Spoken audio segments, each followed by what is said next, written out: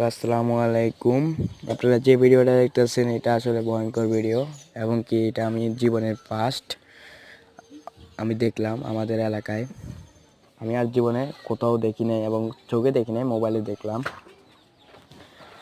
তো ঠিকানাটা হচ্ছে আপনার কুমিল্লা নাঙ্গলকোট মিয়ার বাজার শিয়ালি দক্ষিণ পাড়া, অথবা কেউ যদি চিনে থাকেন কমেন্ট করে জানাবেন। তা আসলে এটা লাগলো আপনার গরু ঘরে দোয়া দিত যায়। ওরা পাতা ছিল, পাশে শুকনা পাতা ছিল, ওগুলার থেকে ধরে গেছিল। ধরার পরে শুকনালা আর কি ছিল, ওগুলার থেকে ধরে গেল। ধরার সাথে সাথে প্রায় 10 মিনিটের ভিতরে ফ্রিজের কম্প্রেসার, গ্যাসের বোতল দুইটা এগুলো লিক হয়ে বাস্ট হয়েছিল।